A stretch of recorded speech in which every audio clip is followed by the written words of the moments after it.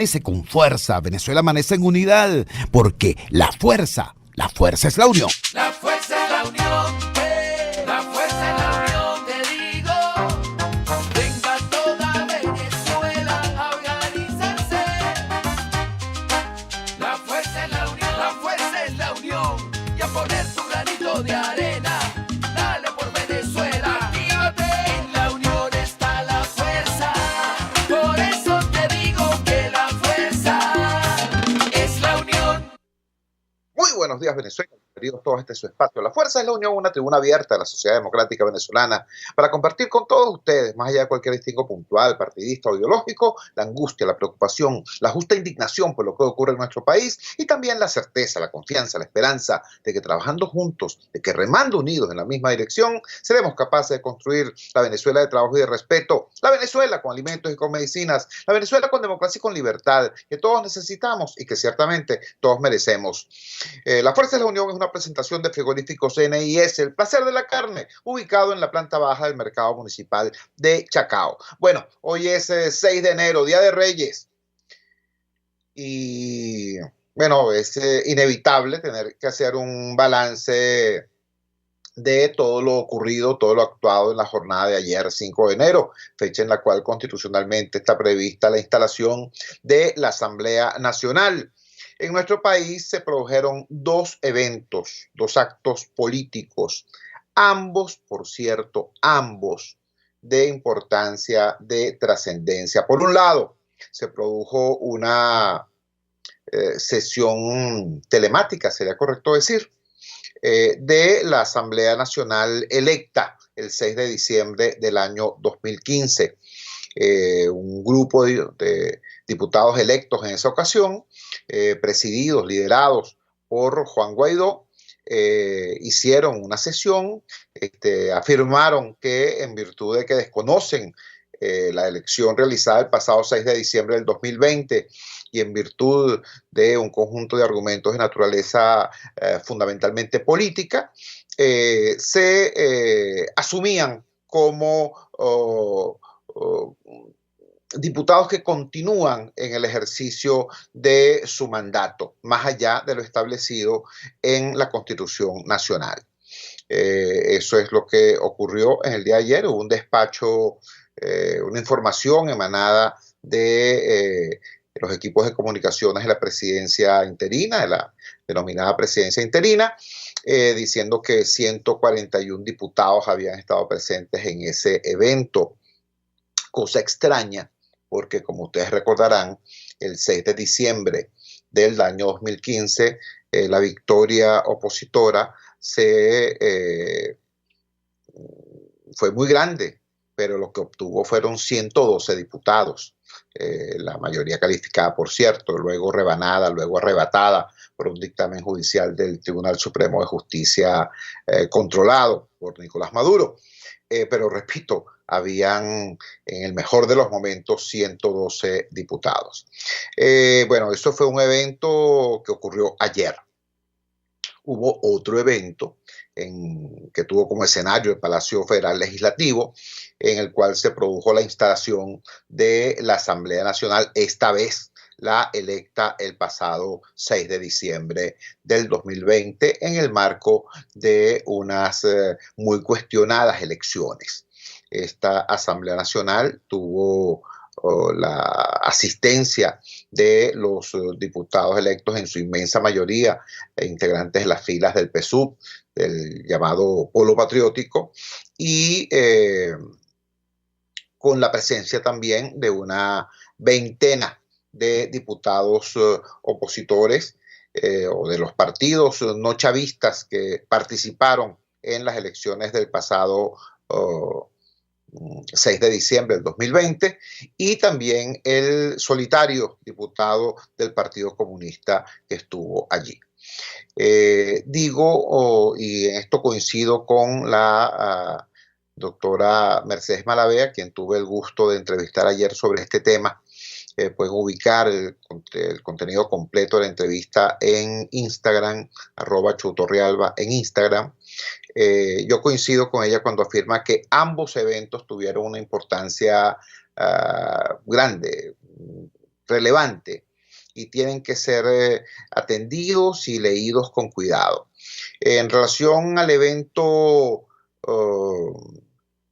presidido por Juan Guaidó, quizás lo que a mí más me llama la atención, lo que más destaco como relevante, es el llamado que hace Guaidó a la unidad.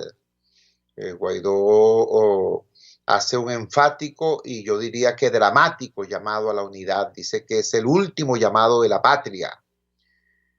Y creo que es importante. Creo que es importante. Yo soy de los que piensa que ciertamente la unidad de la nación, no de la oposición, la unidad de la nación es vital en estos momentos en que estamos severamente agredidos por lo menos tres enemigos muy poderosos y muy reales, mortales los tres. El primer enemigo es la pandemia. La pandemia. Independientemente de los malabarismos numéricos que se hagan para pretender que Venezuela es una especie de isla de la fantasía en medio de un planeta en caos, la verdad verdadera es que lo que está ocurriendo con esta segunda oleada del COVID-19 es dantesco. Más adelante, en el segundo segmento del programa, vamos a ver en detalle lo que está ocurriendo, por ejemplo, en California, los Estados Unidos, en la ciudad de Los Ángeles. Una situación realmente compleja, realmente dura.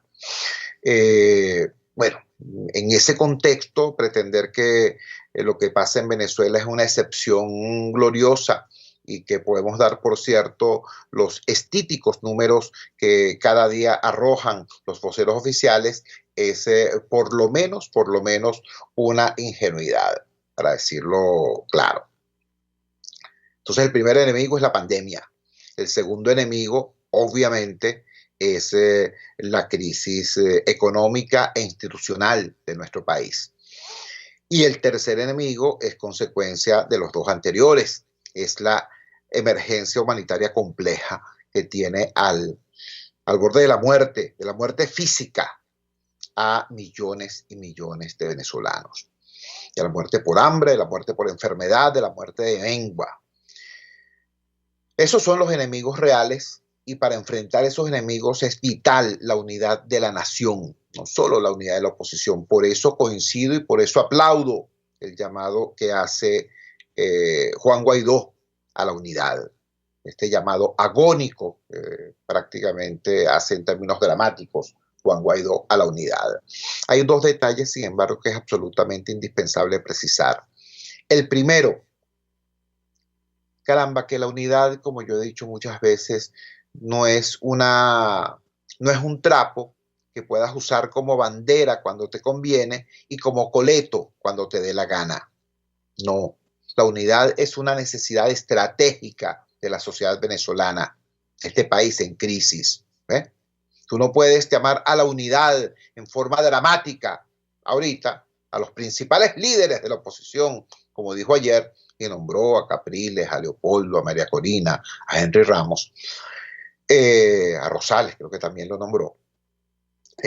Tú no puedes llamar de manera dramática a la unidad ahorita, pero por cierto, cuando te proclamaste presidente encargado, no los llamaste, no los consultaste, por ese detallito de que te ibas a proclamar presidente interino.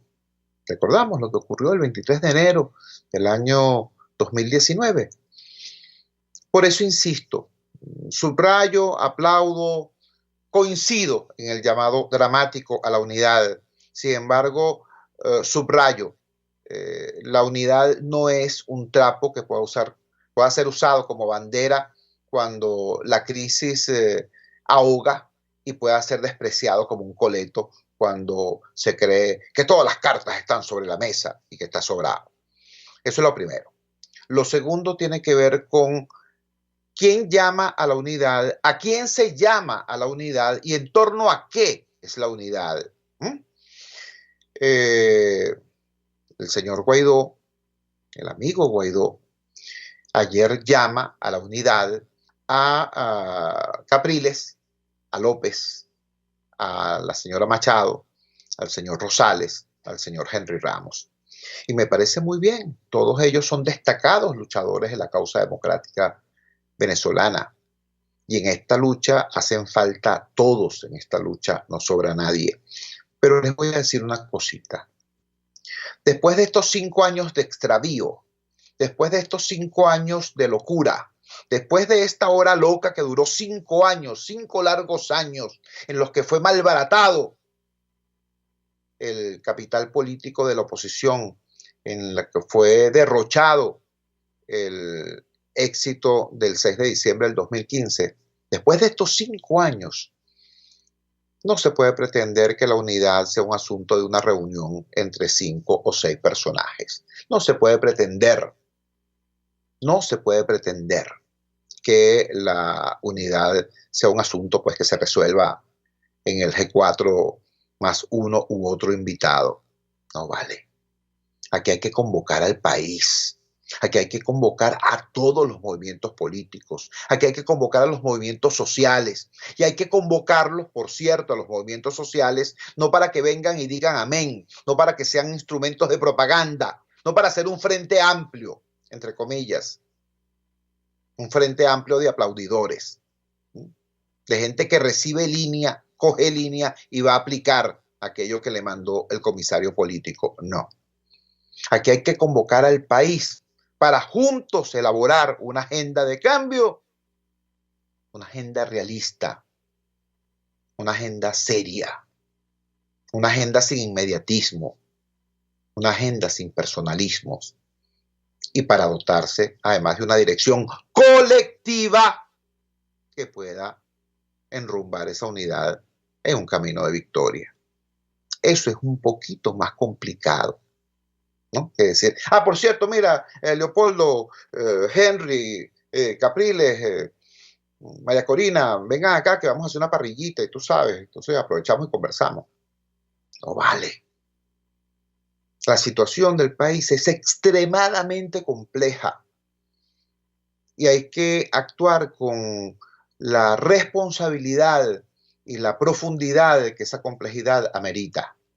Si ayer algún vocero, el señor Guaidó, o cualquier otro dirigente político importante, o cualquiera, por cierto, de los organismos internacionales que se pronunciaron en el día de ayer, porque hay que decirlo también, ayer casi toda la región se pronunció desconociendo la asamblea electa el 6 de diciembre del 2020 y reiterando su apoyo a la Asamblea Nacional electa en el 2015.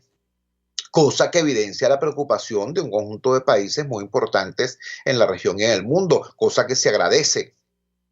Pero si en vez de reiterar lo que ya antes se ha hecho con ningún resultado, alguien planteara, miren señores, aquí hay que convocar a un gran congreso de unidad de la sociedad democrática venezolana. No la consulta, no fuegos de artificio, no. Aquí hay que convocar un proceso de abajo hacia arriba de los sectores sociales y políticos que pudiera terminar, por ejemplo, en la construcción del Partido de la Democracia, de una única organización, de un único frente de los demócratas venezolanos, lo cual no significa, por cierto, la desaparición de los actuales partidos, sino que cada uno de los actuales partidos pasarían a ser tendencias dentro de ese gran frente democrático. Y luego, cuando esta situación llegue a puerto y se produzca una transición a la democracia, cada quien recupere su perfil, cada quien recupere sus siglas, cada quien recupere sus símbolos, pero después que el país haya salido de esta emergencia.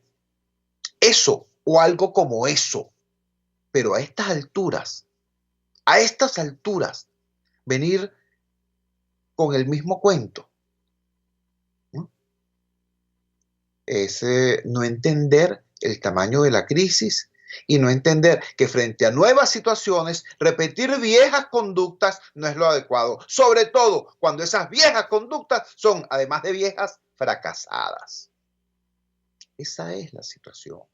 Entonces, repito, del balance de lo ocurrido ayer, eso es lo que podemos destacar. Y bueno, Yo creo que hay que hacerlo con talante amplio, con talante abierto, con una mirada misericordiosa, por cierto, crítica, pero misericordiosa hacia nosotros mismos, porque lo que hay que hacer hacia adelante es muy rudo, es muy duro, es muy complejo. Y repito, todos hacemos falta, pero no para repetir la cadena de errores que nos ha traído hasta acá. Hay una frase del poeta uruguayo Mario Benedetti que es lapidaria, pero cierta. Mario Benedetti dijo alguna vez que la única cosa peor que un fracaso es un éxito malgastado. La actual directiva político-partidista de la oposición es responsable de algo peor que un fracaso, de un éxito malgastado. Tuvimos un éxito gigantesco el 6 de diciembre del 2015. Ese éxito fue malgastado y terminó ese periodo en la triste y anticlimática situación del día de ayer, 5 de enero del 2021. Vamos a la siguiente pausa comercial y ya regresamos con muchísimo más de La Fuerza. La fuerza es la unión. Usted escucha Unidad, la fuerza es la unión, con Chuo Torrealba por RCR 750 AM. Sintonícenos a través de Periscope, @RCR750, la radio que se ve. Ellos y que no saben nada. Y así nos va, el espacio donde se tocan los temas más candentes de interés político y nacional. Y así nos va. En este programa, la picardía y el humor inteligente son los protagonistas. Pura cabilla. Lara y Hernández descosen y revelan los secretos más oscuros del acontecer político. Y así nos va, de lunes a viernes a las 4 de la tarde, por RCR 750 AM. Voz de América. Información precisa, completa, veraz, objetiva e independiente. Directo a tu pantalla. De lunes a viernes a las 2 de la tarde por RCR 750. Opinión, ideas en debate. Usted escucha a Chuo Torrealba en Unidad, la fuerza es la unión, por RCR. Regresamos a La Fuerza es la Unión. La Fuerza es la Unión es una presentación de Frigoríficos GNIS, el placer de la carne, ubicado en la planta baja del mercado municipal de Chacao. En el primer segmento del programa iniciamos un balance de lo ocurrido ayer, de la jornada política ocurrida ayer en nuestro país, y nos focalizamos por razones obvias en lo ocurrido en el evento político dirigido, liderado por Juan Guaidó. Decíamos en resumen que nos parecía positivo el dramático llamado a la unidad hecho por Guaidó en ese contexto. Afirmamos también que hay que tener congruencia, ¿no? No se puede apelar a la unidad cuando tienes el agua al cuello, pero por ejemplo cuando estás en una tarima y te vas a proclamar presidente interino, bueno, entonces no...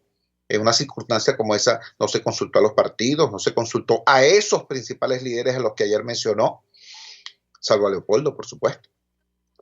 Bueno, repito, la unidad no es un trapo que tú puedas usar como bandera cuando te conviene y como coleto cuando te da la gana.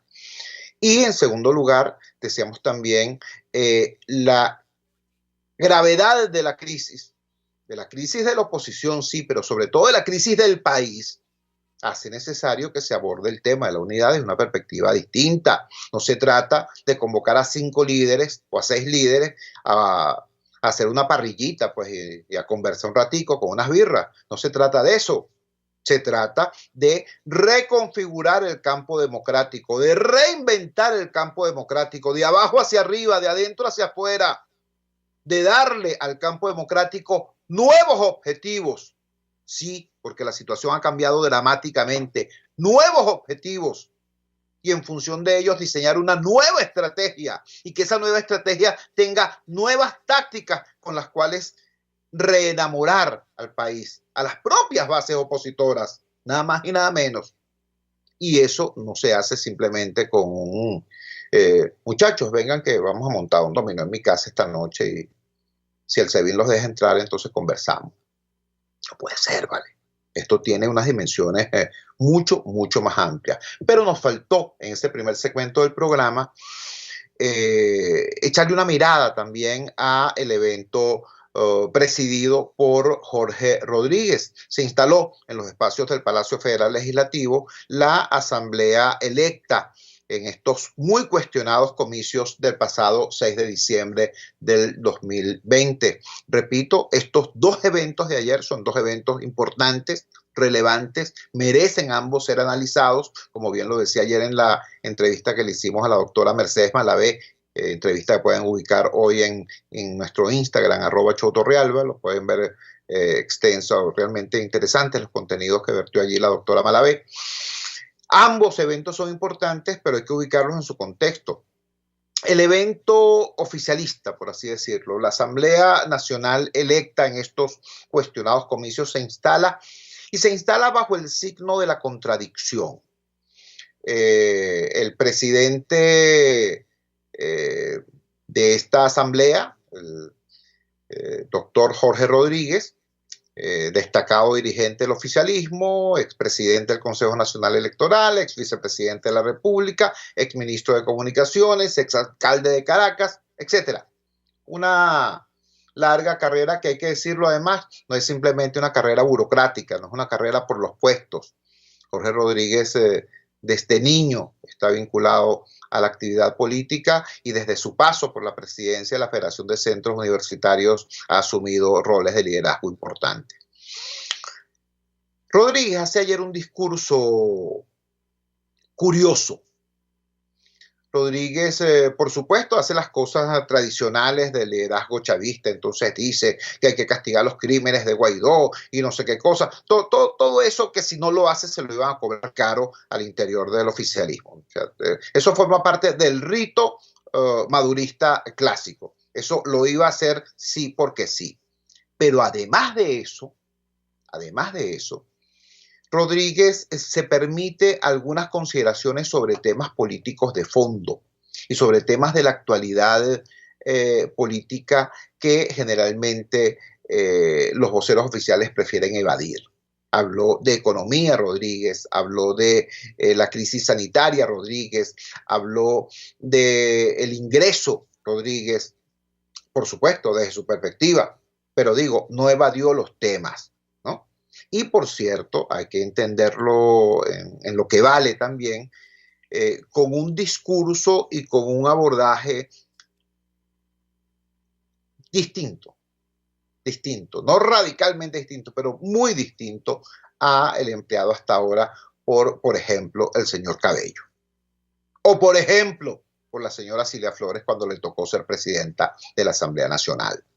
El solo hecho, pues, de que haya terminado sus palabras citando al gran poeta Adeco, al gran poeta del pueblo venezolano, Andrés Eloy Blanco, es todo un detalle con más de un mensaje. Ahora bien, ese discurso del señor Rodríguez tenía un centro, tenía un elemento fundamental, una nuez fundamental, que es el llamado que hizo a un supuesto proceso de diálogo y reconciliación nacional. Incluso habló de designar una alta comisión de diálogo y reconciliación nacional, proceso al cual estarían invitados no solamente los partidos opositores o no chavistas, para no llamarlos de esa manera, que participaron del 6 de diciembre en los comicios del 6 de diciembre del 2020, sino incluso también aquellos partidos que no participaron y aquellos movimientos sociales que estuvieron opuestos a toda esa operación.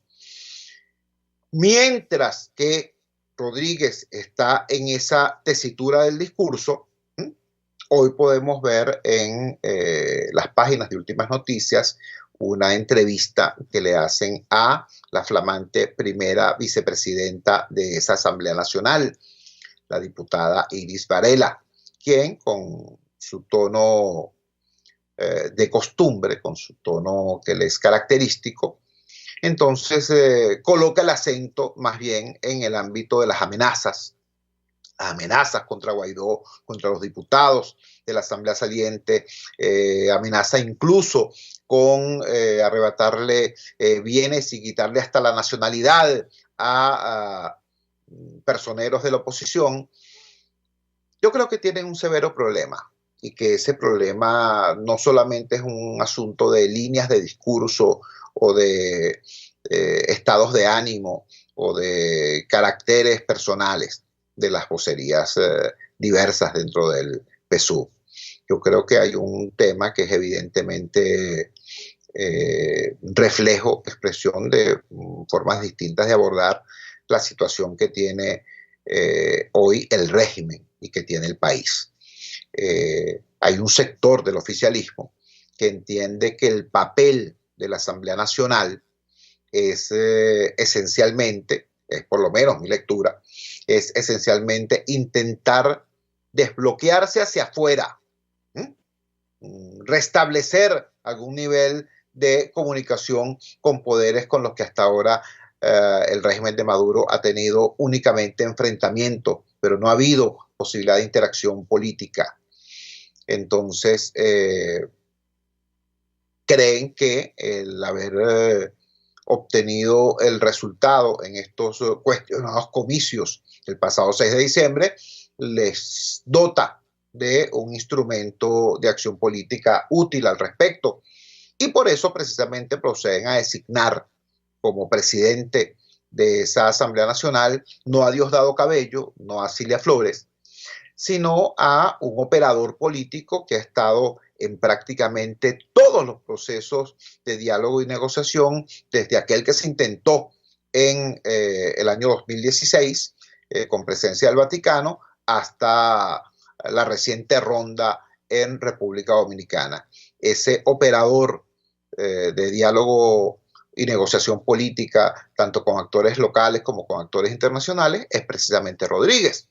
Entonces, un primer objetivo que pudiera estar buscando el gobierno con esta Asamblea Nacional sería ese, el desbloqueo externo, y hacia adentro la posibilidad de abrir juego. Ellos entienden que efectivamente sus adversarios de la oposición político-partidista convencional están en severos problemas.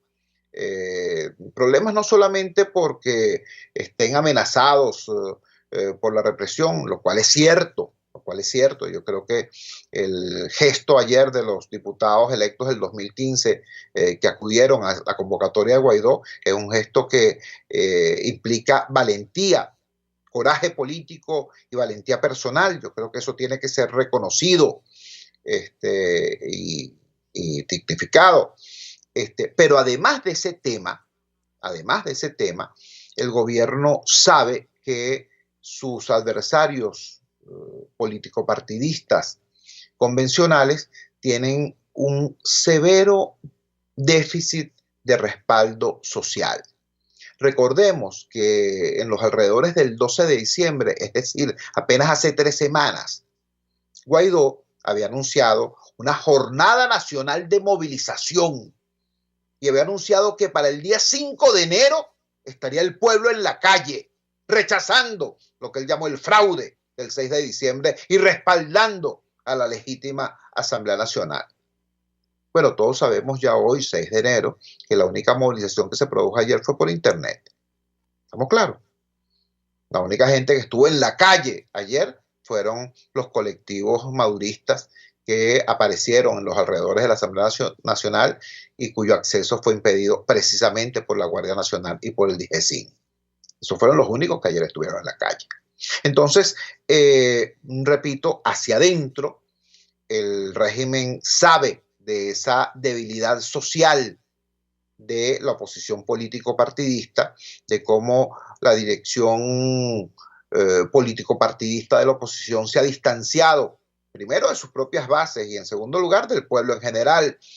Y por eso entonces intenta el régimen utilizar la Asamblea Nacional como un recurso, un mecanismo, un vehículo para abrir juego interno y de esa manera, por cierto, seguir fragmentando a la oposición. Y para eso también es bastante más útil una asamblea presidida por Rodríguez, ¿no?, que una asamblea presidida por Iris Varela o por Diosdado Cabello. Entonces, allí hay esa dualidad, ¿no?, entre un sector del oficialismo que tiene un propósito político y un sector del oficialismo que tiene básicamente una compulsión revanchista. Son dos cosas distintas, dos cosas diferentes. Eso es bueno tenerlo claro para poder hacer un diseño de oposición que sea coherente, que sea útil, que entienda la naturaleza del adversario que tienes al frente y la complejidad de ese adversario, porque es muy fácil meter a todo el mundo en un mismo saco, tener una visión plana de la realidad y entonces embestir. Pero la realidad no es plana, la realidad es muy compleja. Lo que es plano son las neuronas de alguna gente que, en vez de tratar de entender la complejidad de lo que tiene al frente, entonces lo reduce todo a una consigna y a una conducta esencialista y, por lo demás, ineficiente, como hasta ahora efectivamente se ha demostrado. Ese fue el evento de ayer. El diputado José Gregorio Correa tuvo el gesto también valiente en pleno Palacio Federal Legislativo de hacer uso de la palabra, de decir, de reivindicar el derecho a la disidencia, de decirle en su cara a la mayoría pesuvista que es mayoría allí en el Palacio Federal Legislativo, pero que son una minoría ínfima en el país y que por ellos había votado menos del 20% del electorado nacional. Eso lo dijo ayer José Gregorio Correa, repito, en acto de valentía que se reconoce y también se aplaude. Ahora, yo quiero finalizar este comentario llamándonos a todos a desconfiar de la valentía. ¿A qué me refiero con esto? Yo no estoy haciendo una apología de lo contrario, no estoy haciendo una apología de la cobardía, no. Estoy diciendo que la política es mucho más que la testosterona. La política es mucho más que el coraje, real o fingido. Mucho más, ¿no? Cuando a mí me dicen los diputados que se reunieron ayer con Guaidó, etcétera, etcétera, demostraron valor y coraje frente a las amenazas de la represión. Sí, es verdad. Pero lo que el país exige de la dirigencia política es mucho más que el coraje que se le puede pedir a un boxeador. Se le exige a la dirigencia política claridad, coherencia, congruencia. Nadie puede orientar a los demás si ellos mismos están desorientados. Así de simple. Entonces, no basta con que tengas coraje frente a la represión. Es necesario que tengas claridad frente a la crisis. Lo mismo se puede aplicar a lo que ocurrió ayer dentro del Palacio Federal Legislativo.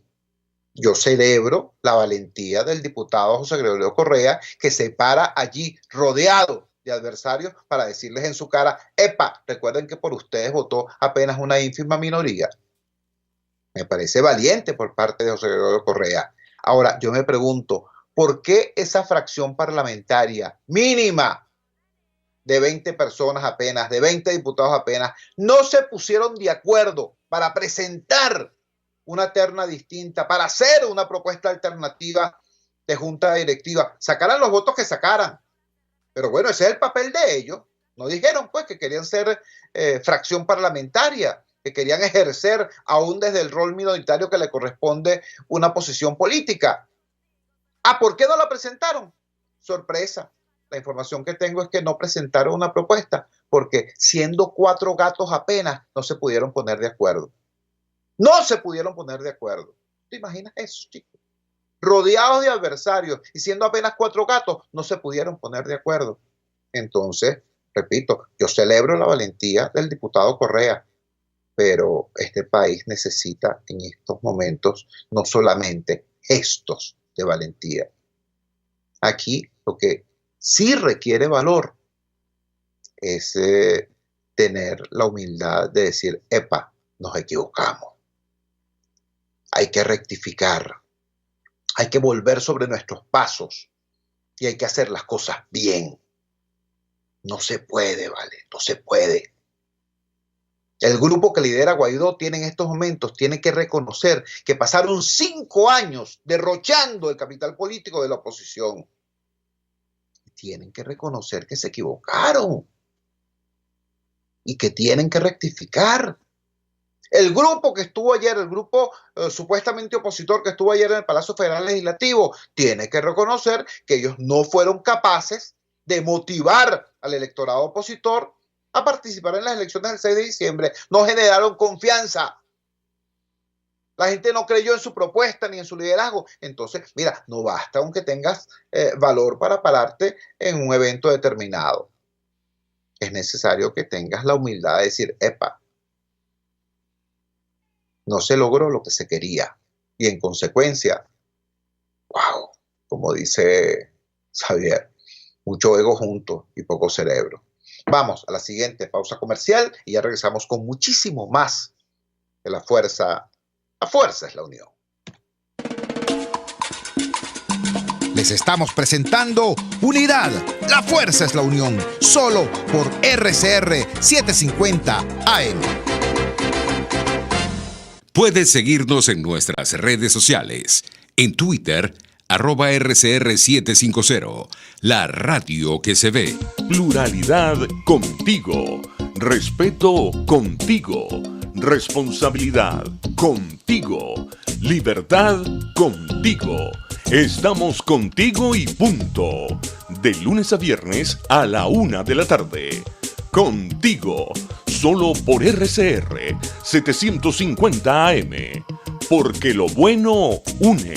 RCR 750 AM. Porque lo bueno une.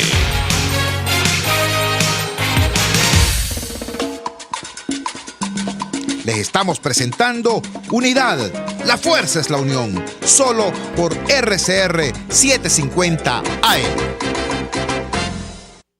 Regresamos a La Fuerza es la Unión y queremos ahora hacer énfasis en lo que es el contexto en el cual se producen estos eventos políticos que hemos analizado en el primer y segundo segmento de nuestro programa. Hay muchísimas realidades locales que nos permitirían destacar ante la atención de ustedes la gravedad de lo que está ocurriendo. Bastaría con que refiriéramos, por ejemplo, que hay una tercera víctima fatal de la tragedia ocurrida en el municipio Piar del estado Monagas, la explosión de más de 150 bombonas de gas del dispositivo absurdo que utilizó el gobierno para sustituir las empresas que antes distribuían el gas doméstico. Como ustedes saben, el gobierno creó lo que ellos llaman PDVSA Gas Comunal, y desde esa estructura han manejado ese servicio público con total irresponsabilidad, con muchísima piratería. Y bueno, ha pasado lo que ha pasado, pues ocurrió este desastre y hubo esta víctima fatal, tercera ya víctima fatal de esta situación. También podría decirles, bueno, que se produjo por fin la autopsia a Salvador Franco, preso político, líder de la etnia Pemón, que murió en cautiverio, murió en prisión, a pesar de tener en su poder una orden judicial que instaba a los carceleros a llevarlo, pues a trasladarlo a un centro de salud donde pudiera salvar la vida y recuperar su salud. Bueno, se hizo la autopsia de Salvador Franco y lo que reveló la autopsia es que Salvador murió de hambre y de tuberculosis. De hambre y de tuberculosis murió este líder indígena preso político de Nicolás Maduro. Es decir, hay muchos elementos locales, internos, que permitirían exponer ante ustedes la gravedad de lo que está pasando. Sin embargo, me voy a ir un poquito más allá. Quiero compartir con ustedes, cuando hacía la revisión en la alta madrugada de las noticias de hoy, me encontré una nota del diario El Mundo de Madrid sobre lo que está pasando en Estados Unidos con el tema del coronavirus. Repito, estoy hablando de Estados Unidos.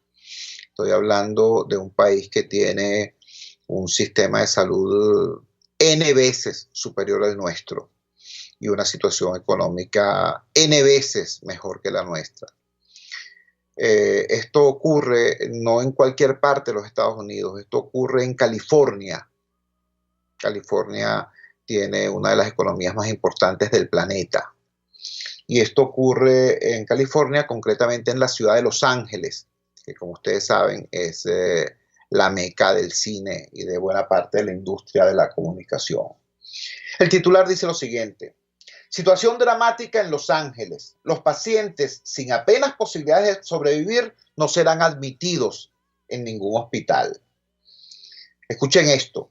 En el condado muere una persona por coronavirus cada 10 minutos y en los centros sanitarios solo quedan 17 camas de unidades de cuidados intensivos para una población de 10 millones de personas. Repito, en el condado muere una persona por coronavirus cada 10 minutos y en los centros sanitarios solo quedan 17 camas de unidades de cuidados intensivos para una población de 10 millones de personas. Voy al texto. En el condado de Los Ángeles se muere una persona con COVID cada 10 minutos y en los hospitales tan solo quedan 17 camas en las unidades de cuidados intensivos para una población de 10 millones de personas. La situación es tan extrema que a los operadores de las ambulancias les han recomendado no traer a pacientes sin apenas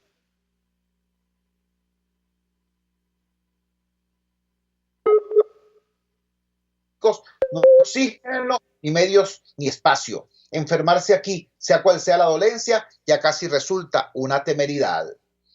El lunes se batió otro récord desde que comenzó la pandemia. Se registraron 74,000 nuevos casos en California, un 11% más que la anterior marca establecida el pasado 28 de diciembre, cuando se alcanzaron los 66,726 positivos en una sola jornada, en un solo día. En cuanto a fallecidos, se llegó a los 379, con una media diaria de 343 durante la semana pasada. Ningún estado tiene un panorama tan negro como California, con 2.4 millones de casos y 27,027 fallecimientos desde que comenzó la pandemia. Como ya preveían las autoridades, la situación ha ido empeorando con el paso de los días y debería agravarse aún más por las reuniones familiares durante las fiestas navideñas. La situación es tan desesperada en algunos hospitales que médicos y enfermeras se enfrentan a diario con la decisión de a quién atender y quién dejar esperando. Hay pacientes que se han visto obligados a permanecer en una ambulancia más de 8 horas antes de ser ingresados en el hospital. Los hospitales están declarando desastres internos y teniendo que abrir gimnasios para habilitar comunidades hospitalarias, indicó Hilda Solís, la supervisora del condado de Los Ángeles. Nuestro personal médico está física y mentalmente agotado y enfermo.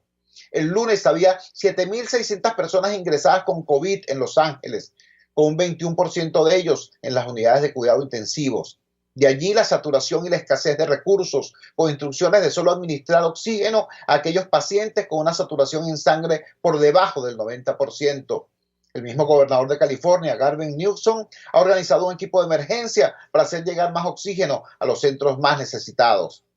La estrategia ahora pasa por dar de alta a los pacientes lo antes posible para liberar camas para los casos más urgentes. El problema es que los números siguen sin cuadrar. Unas 700 personas estaban siendo ingresadas cada día en el condado de Los Ángeles alrededor de Navidad, pero solo estaban saliendo 500. Se teme además que la nueva cepa detectada en diciembre en Reino Unido y que ya ha aparecido en California agrave la situación. De acuerdo a lo dictado por las autoridades sanitarias californianas, entre los pacientes que no deben ser enviados a los hospitales están aquellos con ataques al corazón, sin pulso, ni movimiento, ni respiración, y cuyos esfuerzos de reanimación deben ser llevados a cabo dentro de la ambulancia. Esta historia de terror que les estoy leyendo no está pasando en Venezuela, no está pasando en Haití, no está pasando en Bielorrusia. Está pasando en los Estados Unidos de América. Está pasando nada más y nada menos que en California, en la ciudad de Los Ángeles. Esa ciudad que los venezolanos, la mayoría de los venezolanos conocemos a través de las películas y las series como un espacio de glamour y prosperidad.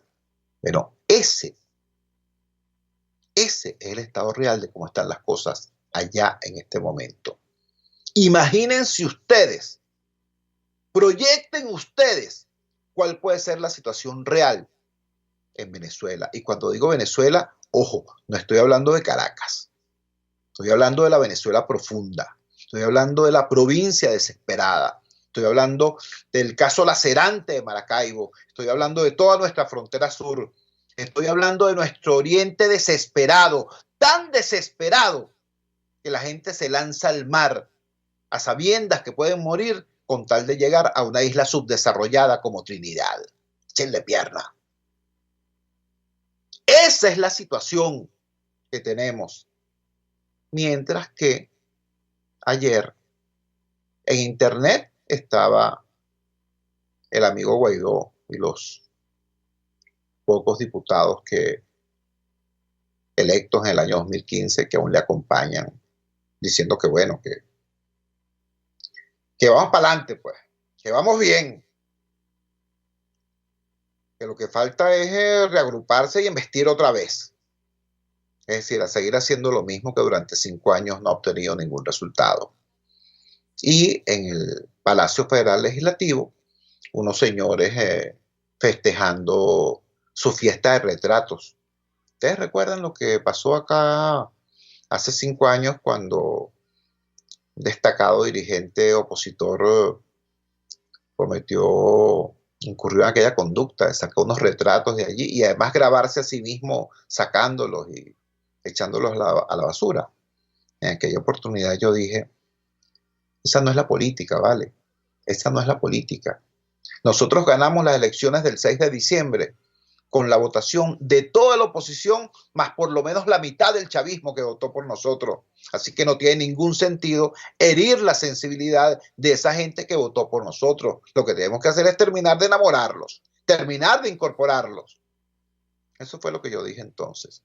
Ahí está en los medios, está grabado. 5 años después, entonces viene el segundo capítulo de la absurda, de la ridícula guerra de los retratos. Retratos van y retratos vienen, ¿ves?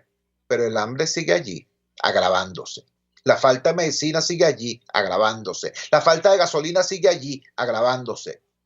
El país en disolución sigue allí, enfermo. ¿Hasta cuándo? Vamos a la siguiente pausa comercial y ya regresamos con muchísimo más de La Fuerza. La fuerza es la unión. Les estamos presentando Unidad. La fuerza es la unión. Solo por RCR 750 AM. Puedes seguirnos en nuestras redes sociales. En Twitter, @RCR750, la radio que se ve. En Global Therapy seguimos comprometidos con tu rehabilitación física, te ayudamos a recuperarte de tu postoperatorio y en el alivio del dolor.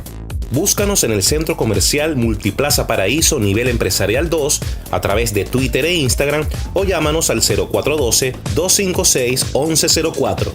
Y no olvides lavarte las manos con agua y jabón y cumplir con el distanciamiento social. Global Therapy y despídete del dolor. Y ahora quiero hablarte de Comercializadora Prada. Y ya de solo nombrarlo se me hace agua la boca, porque Comercializadora Prada son los más frescos quesos y embutidos que te llevan a tu casa. Todos los quesos, todos los embutidos. Y como cuentan con proveedores exclusivos, te resulta mucho más económico. Llámalos ya. 0424-134-6035 en Instagram wprada.ve. Comercializadora Prada, todo en quesos y embutidos con la mejor relación precio-sabor. Antes de empezar el día, entérese de lo que acontece en el país junto a Pedro García Otero en Titulares de la Mañana. De lunes a viernes a las 6:30 de la mañana. Acompáñelo y empiece su día bien informado. Titulares de la Mañana con Pedro García Otero. Solo por RCR 750 AM. Porque lo bueno une. Amanece con la fuerza de un país que quiere cambio. Chuo Torrealba está al aire en Unidad. La fuerza es la unión. 482-9750 y @Chuo Torrealba por RCR. Regresamos a La Fuerza es la Unión. Nuevamente les ruego que busquen en nuestro Instagram, @Chuo Torrealba, la entrevista que le hicimos anteayer a Michael Penfold, creo que no tiene desperdicio, y la entrevista que ayer le hicimos a la doctora Mercedes Malavé. En ambas conversaciones hay elementos interesantes, porque en estos momentos tan complejos del país, en estos momentos en que uno escucha de lado y lado amenazas, insultos, consignas, mantras, pero no encuentras ideas, sobre todo ideas nutritivas, ideas que convoquen, ideas que promuevan. Allí, en lo que nos dijo Michael Penfold, en lo que nos dijo Mercedes Malavé, hay algunos elementos muy importantes. Por ejemplo, ¿es posible en estos momentos la resignación? ¿Es posible en estos momentos la actitud contemplativa? ¿Es posible ver esto como si esto le estuviera pasando a otro, como un espectáculo lejano, como una película en una pantalla lejana? No, chicos, no es posible, porque se nos va la vida. ¿Ve? ¿Es posible desarrollar algún tipo de conducta evasiva? ¿Es posible seguir pensando en la migración como válvula de escape? No vale, no es posible, porque las realidades del mundo hoy son completamente distintas a las realidades del año 2018, por ejemplo. En el año 2018 cualquiera podía decir, bueno, mira, afuera me va a ir mal, va a ser muy duro, voy a trabajar muy fuerte, no le tengo miedo al trabajo y al final habrá algún resultado positivo, porque en una economía abierta, en un país donde haya ley, ¿no? Si uno trabaja duro, obtienes un resultado. Así que déjame irme aunque sea caminando, que ya veré. Pero en el mundo del COVID-19 y en el mundo post-pandemia, las cosas son muy diferentes, las cosas son muy distintas. Cada país está viendo por sus nacionales, si acaso, si es que puede ver por sus nacionales. Ya acabo de referirle a ustedes lo que está pasando nada más y nada menos que en Los Ángeles, California. Entonces, la migración como válvula de escape, ya ni siquiera eso existe. Entonces, ¿qué nos queda? Chicos, nos queda pelear por nuestro país, nos queda trabajar por nuestro país, nos queda hacer lo que haya que hacer para detener la caída y empezar la reconstrucción. Ahora, ¿cómo se hace eso? Mira, eso no va a ocurrir porque de repente tengan una epifanía quienes están en la dirección política, se les abra la cabeza, les entre la claridad y digan, oye, vale, verdad, me equivoqué. No, desgraciadamente en política no es así. En política, cuando se cometen errores, mientras más grande es el error, menor es la tendencia a reconocerlo. Y entonces ustedes han visto cómo hay sociedades que han caído en abismos profundos y en situaciones gravísimas y en guerras terribles y en fracturas con inmensos costos humanos. Sobre todo, por cierto, la historia del comunismo está llena de ese tipo de cosas, ¿no? La hambruna provocada por Stalin, la hambruna provocada por Mao Zedong, la destrucción de países como Cuba. Cuba fue uno de los países más desarrollados de América Latina con mayores avances y mayor calidad de vida en América Latina, donde los avances tecnológicos primero llegaban a Cuba o surgían de Cuba, ahora es, bueno, lo que es. Entonces, repito, mientras más graves son los errores, menor es la disposición de quienes los cometen a reconocerlo, a menos que haya una presión de la sociedad, una presión de la ciudadanía, una presión de los movimientos sociales autónomos que obliguen a que esa rectificación se produzca. Y aquí lo que está planteado es precisamente eso. Precisamente eso. ¿Tiene sentido seguirle diciendo a Guaidó o a cualquier otro vocero del G4, oye, vale, pero es que no te das cuenta que ustedes en el año 2016 pensaron que el mandado estaba hecho, que los mangos estaban bajitos y empezaron a hacer cosas y lo que hicieron fue poner la torta? ¿Tiene sentido? No vale, esos tipos lo saben, pero tienen una agenda diferente, unos objetivos diferentes y están en lo suyo. ¿Tú crees que lo que está ocurriendo en materia del desastre político y del desastre económico promovido por la ineptitud y por el saqueo oficialista, tú crees que Maduro no lo sabe? ¿Que no lo sabe Diosdado? Claro que lo sabe. Ahora, para que esas cosas cambien, tiene que haber una presión ciudadana que lo logre, porque ya sabemos también que sentarse a esperar a decir, no, es que nos van a venir a salvar. Los marines van a venir. Tú no lo sabes, pero yo sí lo sé. Yo sé cosas que tú no sabes. Hay cartas que están también bajo la mesa. Ya sabemos que eso es paja, eso es mentira. Que nada nos va a evitar el tener que organizarnos, movilizarnos y actuar como sociedad unida, promoviendo y construyendo cambios inclusivos. Y eso pasa por la construcción de acuerdos. Bueno, eso es lo que está planteado en nuestro país. Trabajamos para ustedes en la dirección general de la emisora, Jaime Nestares, al frente de los controles estuvo César Arteaga, habló para ustedes su amigo, comunicador popular, activista social, ciudadano en lucha por la democracia y por la libertad, Jesús Chua Torrealba. La Fuerza de la Unión fue una presentación de Frigoríficos NIS, el placer de la carne, ubicado en la planta baja del mercado municipal de Chacao. Nos vemos mañana, si Dios quiere. Un gran abrazo, muy buenos días. Adelante. RCR presentó Unidad, la fuerza es la unión, con Chua Torrealba, solo por RCR 750 AM.